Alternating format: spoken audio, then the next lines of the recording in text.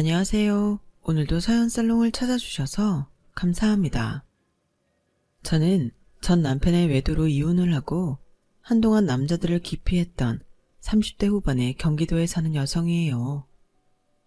전 남편이라는 인간을 생각하면 지금도 속에서부터 분노가 치밀어 오르지만 그래도 행복한 시간이 더 많기에 마음을 잘 다스리며 살고 있어요. 저에게 사람에 대한 신뢰를 회복하게 해준 건 지금의 남편인데요. 이 사람을 안 만났다면 저는 아마 사람이 싫었을 거예요. 특히 남자들이요. 결혼하고 몇 개월 되지 않았는데 남편이 외도를 하고도 뻔뻔하게 군다면 모르기는 몰라도 다들 저처럼 그러지 않을까요? 전 남편은 말 그대로 파렴치한 놈이었어요. 결혼 전에는 아주 별 사탕 발린 말로 제 마음을 뺏어갔었죠. 성미야, 너를 보면 내 심장이 행복해. 네가 나랑 같이 살아주면 나도 평생 네 마음에 들어가 있을게. 닭살 돋아서 싫다는 사람들도 있었지만 너무 건조하게 일만 하며 살았던 저는 그런 말들 듣는 게 좋았어요. 전 남편은 식품 하청업체라고 해야 하나요? 그런 중소기업에서 소스나 양념을 개발하는 팀에 있었어요. 저는 그 회사와 계약을 했던 큰 회사의 기획팀이었고요. 사람들은 어느 면으로 보나 저보다 떨어지는 사람과 왜 결혼을 하는지 모르겠다고 했는데 그건 대기업에서 계속 경쟁 상태에만 있다가 그 사람을 보면 제가 더 앞서 나가야 되고 더 잘해야 되고 이런 걸 생각하지 않아도 됐으니까요. 거기에 그 사람의 말빨도 한몫했고요. 항상 경무에 시달리며 뭐든 잘 해내야만 하는 게 저에게는 스트레스가 컸던 건지 결혼과 동시에 저는 몸이 여기저기 나빠져서 병원을 몇 군데나 다녀야 했고 아침에는 제대로 일어나지도 못했어요. 결혼하자마자 아픈 모습이나 보여주는 제가 저는 너무 싫었어요. 영식씨, 너무 미안해. 내가 이러려고 결혼한 게 아닌데. 아우, 우리 자기 회사 다니면서 너무 힘들었나 보다. 대기업이 스트레스를 많이 주긴 하나 봐. 큰 회사 다니면서 월급 많이 받는다고 다 좋은 건 아니네. 역시 사람은 건강하고 적당히 버는 게 최고인 것 같아. 성미야, 이 기회에 휴직을 하고 좀 쉬면 어때? 주말이면 나랑 놀러도 많이 가고. 생활이야. 자기가 모아놓은 돈도 있고 나도 계속 버는데 뭐 문제될 거 없잖아. 몇 개월만이라도 쉬어봐. 전 남편 건의에 저는 휴직계를 내고 마음 편히 쉬었어요. 정말 경치 좋고 공기 좋은 곳도 많이 놀러 갔고요. 자기야, 내가 회사 안 가는 대신 자기 내조만큼은 열심히 할게. 아무튼 내 몸 생각해서 이렇게 배려해줘서 너무 고마워. 에이, 그건 당연한 거지. 우리 부부잖아. 저는 몸이 조금씩 좋아질 때부터 아침 일찍 일어나서 전 남편을 위해 여러 가지 신경 쓴 음식들을 만들었어요. 제가 아프고 보니 사람이 먹는 것만큼 중요한 게 없더라고요. 저는 전 남편이 저처럼 아프지 말라고 정말 건강을 위한 음식을 맛있게 먹을 수 있게 만들었어요. 그것 외에도 남편 대신 집안의 크고 작은 일들은 전부 다 했고요. 시댁에 보내는 용돈도 전부 제 돈으로 드렸어요. 그런 남편이 결혼하고 4개월쯤 됐을 때부터 완전 돌변했어요. 어느 날부터인가 저를 하찮게 보는 것 같더니 제가 무슨 말만 해도 피식 웃고 웃기고 있네. 입에 달고 살더라고요. 그러다가 알게 된 건데 남편은 저희 친정 아빠가 건물 갖고 있는 걸 보고 저한테 그렇게 잘했던 거였어요. 그건 그놈이 친구와 전화통화하는 걸 우연히 들어서 알게 됐어요. 아, 진짜 저 여자 집이 엄청 부자인 줄 알았는데 건물도 대출이 반이고 거기서 나오는 임대료로 은행에 이자 갚는 것만도 아주 빡세다더라. 그냥 서민이야. 그리고 저 여자는 그 건물 상속도 얼마 못 받을 것 같아. 보니까 그 건물은 나중에 남동생 주겠다고 했었나 보더라고. 난 그것도 모르고 저 여자한테 5만 알랑방기 다 끼고. 아, 진짜 내가 바보였지. 그 오글거리는 말들을 참고 했잖아. 저 여자는 이상하게 아무도 안 걸려드는 그런 징그러운 말을 좋아하더라. 정말 충격이었어요. 처음에는 제 귀를 의심했고 그 다음에는 아닐 거라고 부인했지만 사실이었어요. 사실 그 건물은 아빠 엄마가 처음부터 남동생을 위해 마련한 거였어요. 남동생은 유망한 운동선수였는데 불의의 사고 때문에 평생 몸을 관리받으며 살아야 하는 처지가 됐거든요. 그래서 아빠는 무리를 해서 건물을 사셨고 그걸 다 갚고 나면 남동생이 평생 그 건물세로 병원을 다니는 것도 생활하는 것도 힘들지 않을 거라고 생각하셨던 거였어요. 그런데 그 인간은 그런 부모님 마음이 담긴 건물을 노린 거였죠. 게다가 그 인간은 친정 건물에 대해 알고 난 다음 바로 다른 여자를 만나기 시작했어요.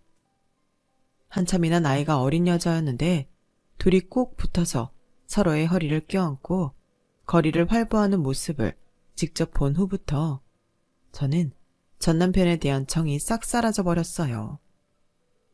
전 남편은 여자와 돌아다니는 모습을 봤다는 말에도 아주 태연하더라고요. 그래서 뭐 어쩌라고, 이혼이라도 하게?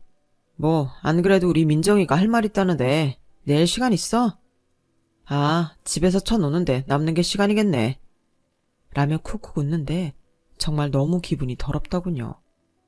하지만 이미 이혼을 결심한 저는 여기서 폭발해봤자 저한테 좋을 게 하나 없다는 생각에 꾹 참고 견뎠어요. 그리고 다음날 그 여자와 남편을 만나러 약속 장소로 갔는데 서울 강남에 있는 꽤 큰 패션샵이었어요.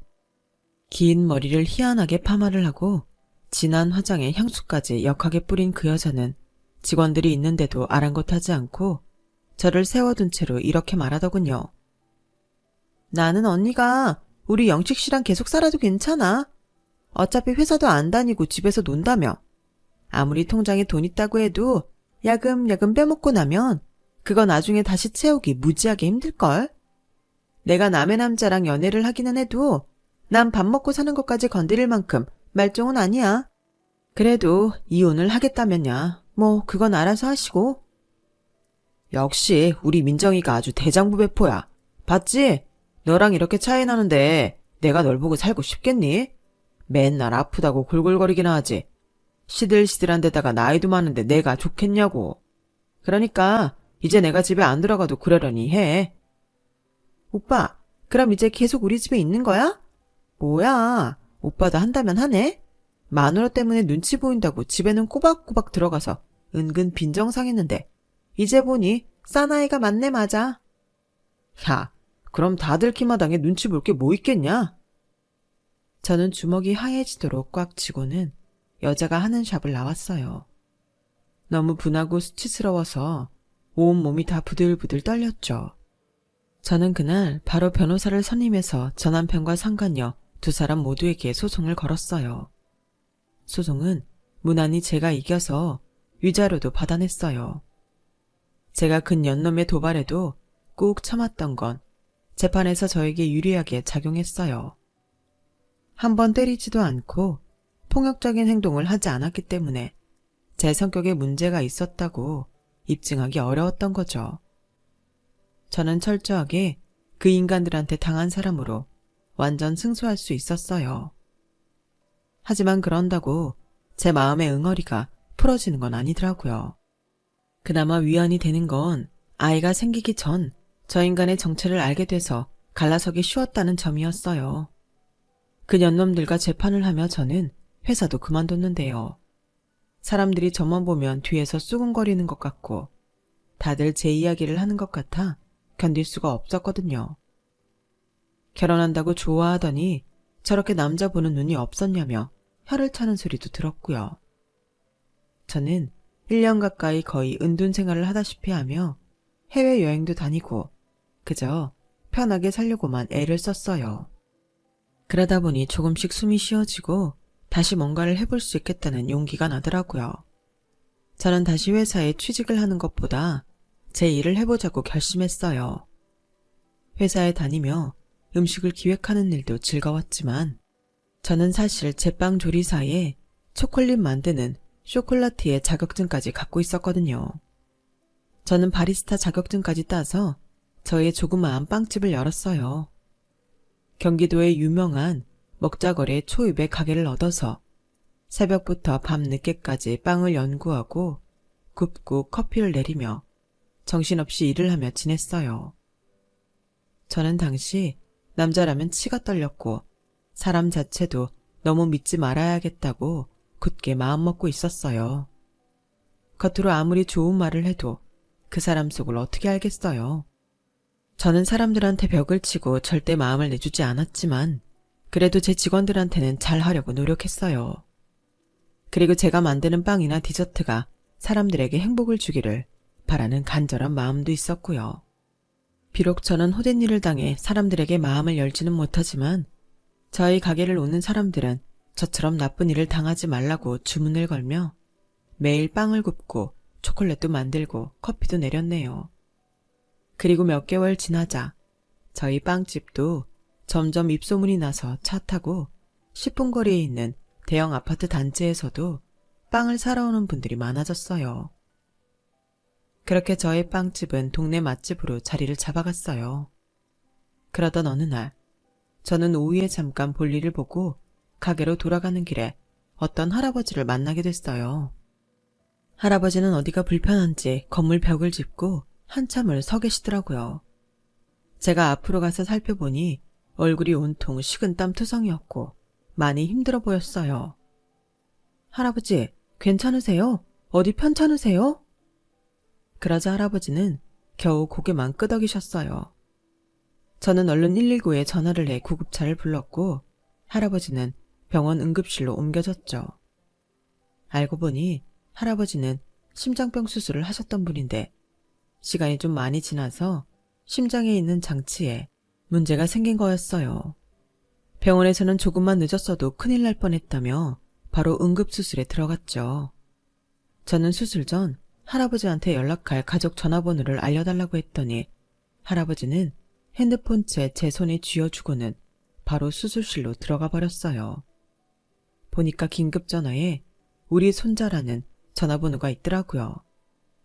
저는 바로 그 번호로 연락을 했고 전후 사정을 들은 손자분은 얼마 안 돼서 병원으로 달려왔어요. 어찌나 급하게 왔는지 한 손에 집게 같은 걸 들고 왔는데 가만 보니 먹자거리에서 유명한 치킨집 대표더라고요. 제가 그 손자분을 대표라고 한 건 먹자거리에서 치킨집을 시작해서 서울에까지 몇 군데 지점을 내고 이제 지방도시에도 점차 확장해가고 있는 치킨집 본점을 운영하고 있기 때문이었어요. 손자분은 아직도 본점을 직접 운영하고 전국에 나가는 소스와 닭의 상태 그리고 사이드 메뉴까지 전부 체크한다고 들어서 나도 저렇게 되고 싶다는 생각을 계속했었거든요. 그런 사람을 바로 코앞에서 보게 되니 어째 신기하더라고요. 아, 저희 할아버지 병원에 데려와 주셨죠? 정말 감사합니다. 진짜 정말 감사합니다. 안 그래도 할아버지 오신다기에 건강 때문에 걱정됐었는데 무슨 일이 있었으면 저 평생 후회하며 살았을 거예요. 그러지 않게 해주셔서 감사합니다. 손자분은 저한테 여러 차례 90도 인사를 하며 계속 감사하다는 말을 했어요. 아니에요. 누구라도 그 자리에 있었다면 저처럼 했을 거예요. 이제 그만 인사하셔도 돼요. 그래도 병원에 제때 도착해서 정말 다행이에요. 할아버지 쾌차하시길 바랄게요. 그렇게 저는 병원을 나왔는데 아주 오랜만에 마음이 홀가분하고 좋은 기분을 느꼈어요. 남을 위해 좋은 일을 했던 지난 날들도 떠올랐고요. 제가 전 남편과 상간녀한테 받은 상처가 너무 커서 이런 좋은 감정도 못 느끼고 살았구나 싶더군요. 그리고 일주일쯤 지나서 저희 빵집에 그 치킨집 대표님이 찾아왔어요. 양손 가득 과일 바구니에 비싼 한우 세트를 들고서요. 우선 이거 받으시고요. 혹시 뭐 좋아하세요?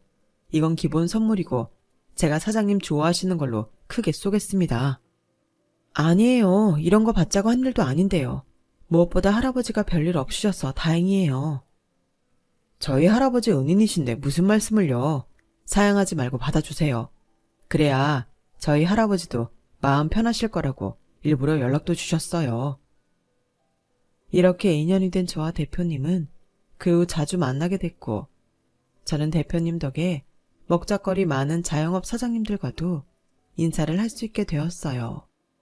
그러다 보니 많이 친해져서 각자 이런저런 사정도 이야기하게 됐고요. 언젠가부터 대표님은 하루에도 몇 번씩 저희 빵집을 들락거리셨어요.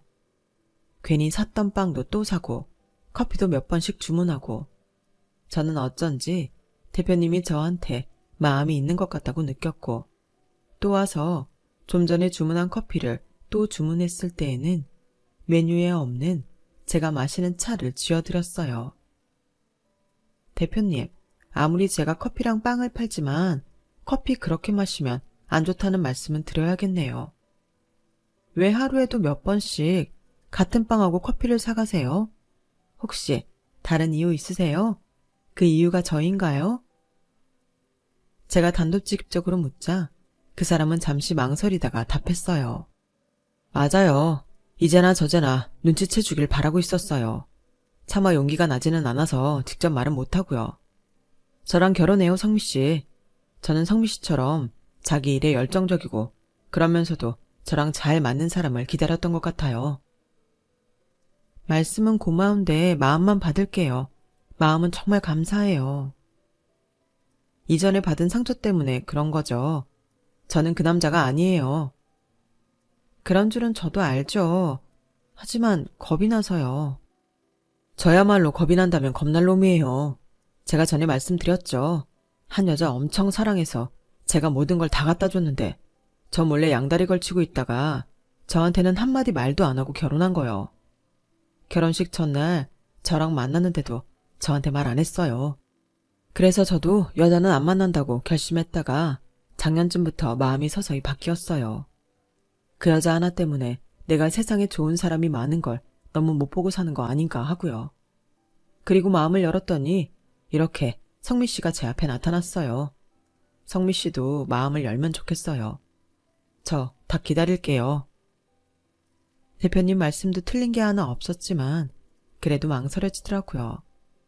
저는 아무 답도 못하고 끙끙대고 있다가 깨닫게 된 게 있었어요. 갑자기 대표님이 저희 빵집에 오지 않더라고요.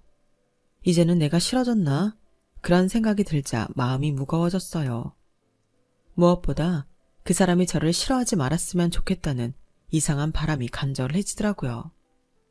저는 치킨집에 가보지도 못하고 있다가 대표님이 5일째 보이지 않자 그제야 용기를 내서 치킨집에 전화를 해보았어요.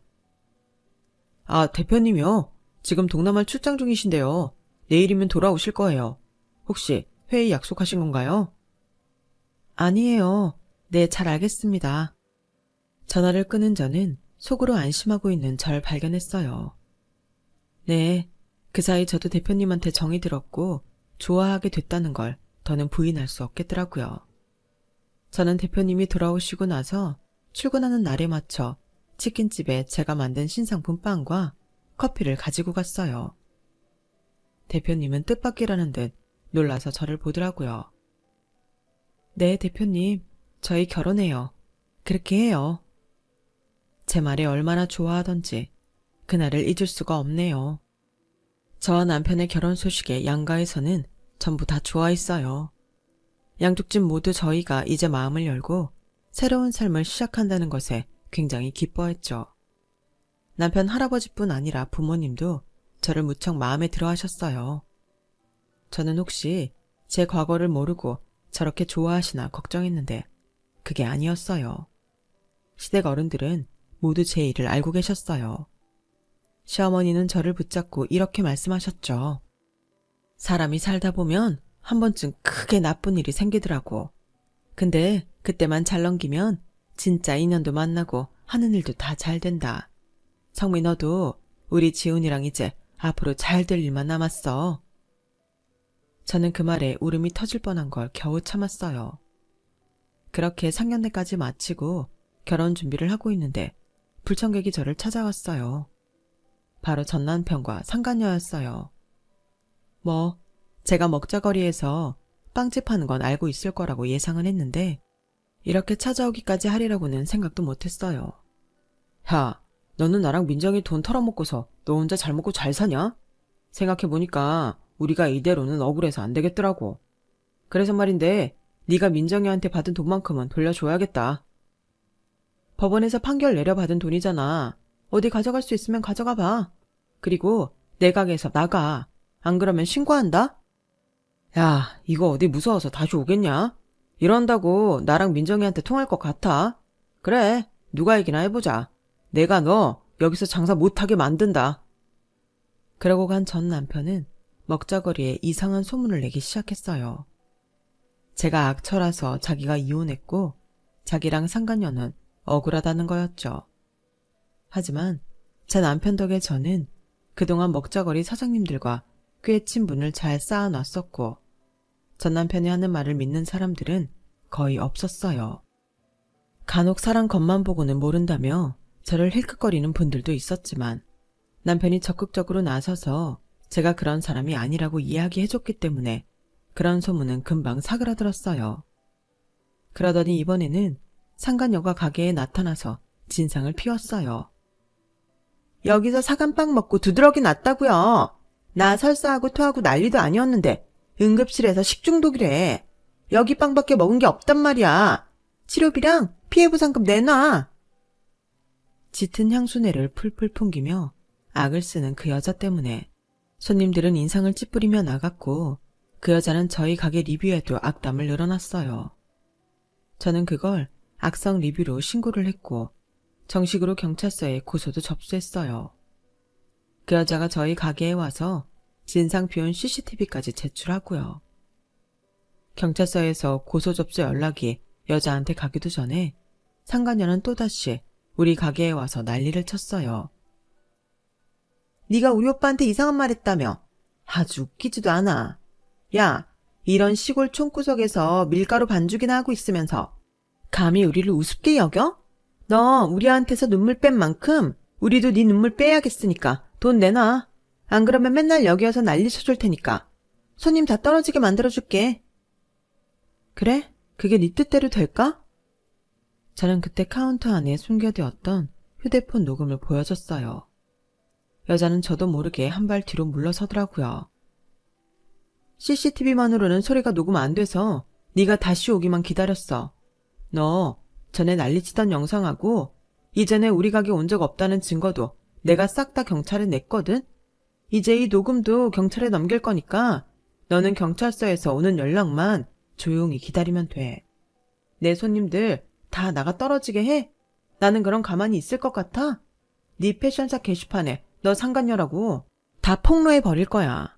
이게 사람이 봐주느라 가만히 있으면 고마운 줄이나 알아야지. 어디서 뻔뻔하게 고개 쳐들고 와서 행패를 부려.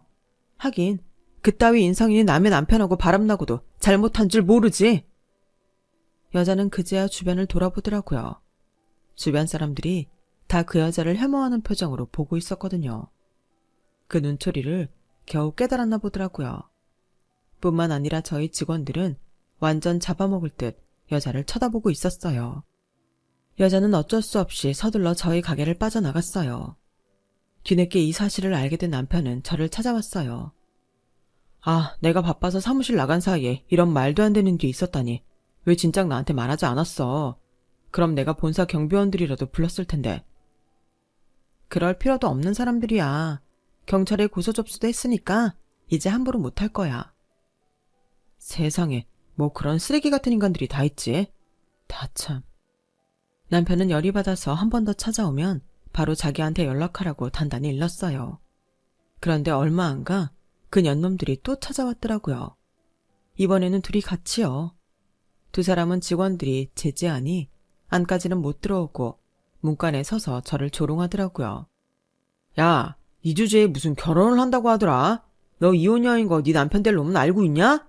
허이구, 또 호구 인생 하나 네가 망치는구나. 쥐뿔 가진 것도 없는 주제에 친정에 그 잘난 건물 팔아서 결혼하는 거야. 그거 네 건물인 것처럼. 오빠, 저 여자가 나한테 이상한 소리 하더라. 우리도 이 얘기 사람들한테 해서 결혼 망쳐버리자. 아니 천하의 악녀 같은 년이 어디 착한 척하고 또 다른 남자 인생에 끼어들어? 안 그래? 제가 못 참고 나가려는데 그때 저희 직원 하나가 그 인간들한테 밀가루 한 푸대를 부어버리더라고요. 야, 니네 뭔데 자꾸 와서 영업방해야? 어? 게다가 명예훼손까지. 너네 제3자에 의한 명예훼손 고소 한번 당해볼래? 어디 한번 해봐. 벌금 나오면 그깟 벌금 내가 다 물고 만다. 진짜 듣자니까 내 속이 다 열불나서 미치겠는데. 우리 사장님 완전 보살이다 보살. 여러분 여기 이 인간들이요. 저희 사장님 속이고 바람나서 법원에서도 위자료, 정신적 피해보상 다 판결받아 돈 줘놓고 이제 와서 행패랍니다. 사람 모함까지 하면서요. 야, 사람들은 하나를 보면 열을 한다고. 니네 지금 이렇게 하는 짓 보면 니들이 이상한 거 모를 줄 아냐?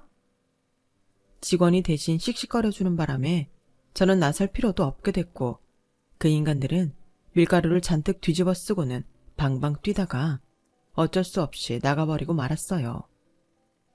뒤늦게 온 남편은 그 인간들 자기가 한 대씩 쳤어야 했는데 놓쳤다며 화를 삭히더라고요. 그런데 그날 밤 전 남편이라는 자식은 저희 집 앞까지 찾아왔더라고요. 아니 제가 사는 곳은 또 어떻게 알았는지 생각할수록 소름이 끼쳤어요. 너 뭐야? 나 스토킹해? 네가 바람펴서 헤어진 전부인 사생활을 이렇게 다 알고 있어도 되는 거야?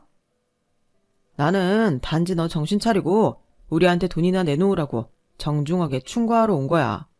너 결혼하는 새끼가 뭐 치킨집 주인인가 보더라. 하여간 너도 참 어쩌다 인생이 그렇게 바닥까지 가냐. 하다 이제는 기름에 짠 인간하고 결혼을 해? 다는 또 어디서 멀쩡한 인간 호구 잡아서 피 빨아먹고 사나 했더니 아주 지 수준에 딱 맞는 인간 만났더만. 너 나한테 돈 입금해. 안 그러면 네 결혼식 그거 아주 쑥대밭을 만들어 놓고 말 테니까. 저는 그 순간 아악 하고 마구 소리를 질렀어요. 그동안 속에 쌓였던 울분이 다 그렇게 터져버렸죠. 제가 멈출 줄 모르고 계속 아악 비명을 지르자 아파트 경비원들이 뛰어왔고 저는 변태예요 변태 이 새끼 라고 방방 뛰어댔어요. 그러자 아파트 경비원은 전 남편을 잡으러 달려왔고 전 남편은 황당한 표정으로 저를 보더니 놀라서 꽁무니 빠져라 도망을 쳤죠. 저는 울분을 가라앉히지 못해 눈물을 터뜨렸고 경비원은 저를 다독이며 괜찮다고 경찰에 신고하겠다고 하셨고요. 그런 난리를 겪고 난 후에 저의 결혼식 날이 됐어요. 결혼식은 무사히 진행이 됐고 1부 웨딩을 끝내고 2부의 하객들에게 인사를 하기 위해 드레스를 갈아입었죠. 그런데 밖이 시끌시끌 하더라고요. 그러더니 웬 남자가 무작정 제 대기실 안으로 쳐들어오는데 전 남편인 거 아니겠어요? 대체 누가 제 결혼식 날짜와 시간 장소를 가르쳐줬는지 저는 그 인간이 누군지 꼭 밝혀내야겠다고 다짐했죠. 너무너무 열이 받았거든요. 그런데 이 인간 들어와서 하는 말이 가관이었어요. 성미야, 나 그년이랑 헤어졌어. 그년 알고 보니까 아주 나쁜 년이야. 얼마 전부터 다른 젊은 놈 만나서 그놈하고 내 돈 빼들리고 있었던 거 아냐. 뭐 그딴 게 다 있지. 내가 잠시 그년한테 홀려서 성미 너한테도 돈 내놓으라고 그랬던 거 사과할게. 알아, 네가 얼마나 화났는지. 나도 내가 미쳤었다는 거 인정할게. 그러니까 우리 이제 다시 시작하자. 그래도 한 번이라도 살아본 사람하고 살아야지. 널 잘 모르는 사람하고 사는 게 행복할 것 같아? 너 그 빵집 생각보다 되게 잘 되더라. 매출뿐 아니라 순이익도 꽤 되던데. 넌 역시 뭐든 잘하는 사람이야. 정말 어디 내놔도 부끄럽지 않은 내 와이프다. 여기요. 여기 정신병자 들어왔는데 이 웨딩홀은 경비도 없어요? 아무나 들여보려면 어떡해요? 제가 전 남편은 상대도 안 하고 밖에 소리를 지르니 드레스 입는 걸 도와주던 직원이 그제야 정신을 차리고 경비를 부르러 뛰어나갔어요. 그러자 전 남편은 다급해져서 저를 설득하려고 하더군요. 야, 암만 네가 화났어도 네 인생 이렇게 팽개치는 거 아니야. 치킨? 요새 치킨이 장사가 되는 것 같냐? 남는 것도 얼마 없어. 내가 널 아는데 또 사탕 발린 말, 오글대는 말에 속아 넘어갔을 거야. 그러니까 성미야, 이제라도 정신 차려. 그리고 나랑 가자. 저는 그 인간이 내 손을 잡자마자 그 인간 손목을 꽉 깨물어 버렸어요. 야, 너 미쳤어? 이게 뭐 하는 짓이야? 그때였어요. 누군가 대기실에 성큼성큼 들어오더니 전 남편을 돌려 세워서는 주먹을 턱에 한 방 먹였고 저 남편은 그대로 바닥으로 나가 떨어졌어요. 바로 제 남편이었어요. 연애복을 입은 남편은 그 자리에서 재킷을 벗어 던지고 전 남편 멱살을 잡아 일으켜 세웠어요. 이 미친 자식, 네가 여기가 어디라고 와? 그러더니 남편은 그 인간을 질질 끌고 나가는데 정말 전 남편은 허수아비처럼 딸려나가더라고요. 제가 허겁지겁 뛰어나가자 전 남편은 제 남편한테 오히려 큰 소리를 치고 있더라고요. 당신, 내가 고소할 거야. 어디 사람을 쳐? 너 사람 잘못 봤어. 어디 시장에서 닭이나 튀기는 새끼가 말이야. 제가 화가 나서 달려들려고 하는데 그때 웬 점잖고 나이 지긋한 신사분이 전 남편 어깨를 돌려 세우더니 다짜고짜 뺨을 철썩 때리더군요. 놀란 전 남편이 그 신사분을 보자 얼굴이 파래졌어요. 사장님, 어떻게 여기에? 너야말로 뭐하는 자식이야? 여기가 어떤 자리인 줄 알고 와서 행패야, 행패는. 여기 이분이 우리랑 이번에 계약하신 치킨 체인 대표인 것도 몰라? 너는 대체 회사에서 일을 어떻게 하길래 중요 거래처 대표도 못 알아봐? 너 이 자식, 너 때문에 우리 회사에서 엑소 치킨 소스 출시 안 하면 너 어떻게 할 거야? 책임질래? 이런. 자기네 회사 사장 말에 놀란 전 남편은 얼이 빠져서 남편과 저를 번갈아 봤어요.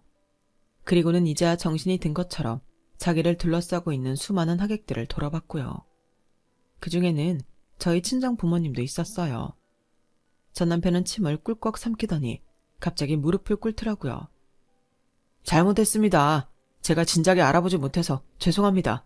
그저 제가 성미를 사랑하고 있다는 걸 알리고 싶었어요. 하지만 이미 그 인간의 바닥을 다 본 사람들이 너무 많았기에 다들 기가 막혀서 혀를 차며 비웃었죠. 남편은 더 이상 상대하기 싫다는 듯 달려오는 경비원들에게 손짓을 했어요. 그러고는 이렇게 말했어요. 여기 이것 좀 치워주세요. 경찰서로요. 그러자 전 남편은 끌려나가면서 두 손을 파리처럼 싹싹 빌어대며 사정을 했어요. 잘못했습니다. 제발 대표님, 사장님, 성미야, 아니 사모님, 제가 잘못했어요. 장인어른 장모님, 성미야, 미안해, 내가 사죄할게. 그렇게 전 남편이 끌려나간 후 전 남편 회사 사장님은 저와 남편에게 허리를 굽히며 사죄했어요. 이게 어디 사장님 잘못입니까? 사장님은 저 사람이 어떤 사람인지도 몰랐을 텐데요. 하지만 이제 아셨으니 사장님도 적절한 조치를 취하셨으면 합니다. 이건 제 개인적인 감정 때문만이 아니라 저런 정신 상태인 사람이 직원으로 있으면 회사에도 악영향을 끼칠 거예요. 여부가 있겠습니까? 지금 엄청난 일을 저질렀는데요. 월요일 출근하자마자 해고 통지서 보낼 겁니다. 그렇게 상황은 정리됐고 저는 큰 난리를 겪으며 결혼식을 마쳐야 했어요. 전 남편 회사 사장은 정말 전 남편을 해고 처리했고 전 남편은 웨딩홀 측과 회사 측에 고소까지 당하게 됐죠. 저는 그런 전 남편을 보며 돈 때문에 인간이 저렇게까지 추해질 수 있구나 싶었어요. 저한테 돌아오려고 했던 것도 상간녀가 배신한 것도 있지만 제 빵집이 잘 된다는 걸 알아서 그런 거잖아요. 아무리 먹고 살기 힘들어지는 세상이라고 해도 저런 식으로 사는 인간은 결국 끝이 좋지 않다는 걸 직접 보고 겪게 되어 저한테는 큰 교훈도 됐네요. 전 남편은 회사에서 잘리고 그쪽 업계에 소문이 나서 취직이 안 된다고 들었어요. 그래서 프랜차이즈 커피집도 차렸다가 망하고 결국 다 정리하고 자기 본가가 있는 시골 지방으로 돌아갔다고 하네요. 저는 여전히 성실하고 자기 사업도 열심히 하는 남편과 함께 예쁜 딸을 두고 알콩달콩 살고 있어요. 제 빵집도 열심히 하고 있고요. 제 마음을 다시 열게 해준 좋은 인연에 감사하며 매일 더 좋은 일도 많이 하려고 하고 있어요. 제가 베푼 만큼 돌아온다는 것도 알게 됐거든요. 꼭 돌아오는 걸 바라고 베푸는 건 아니지만요.